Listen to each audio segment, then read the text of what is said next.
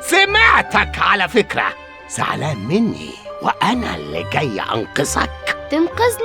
تنقذني إيه؟ ده أنت سبتني وجريت.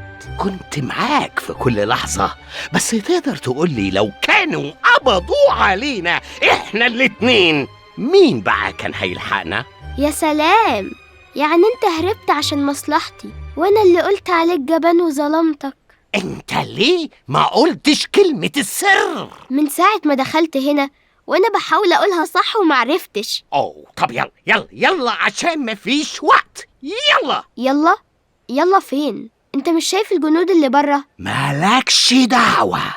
أنا مش قادر أثق فيك، بس للأسف معرفش حد غيرك هنا.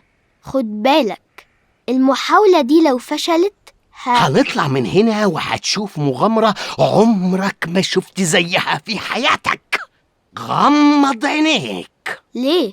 غمض بس.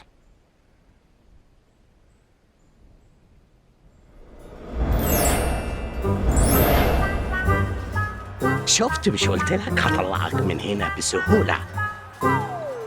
اجري! ليه؟ اجري بسرعة!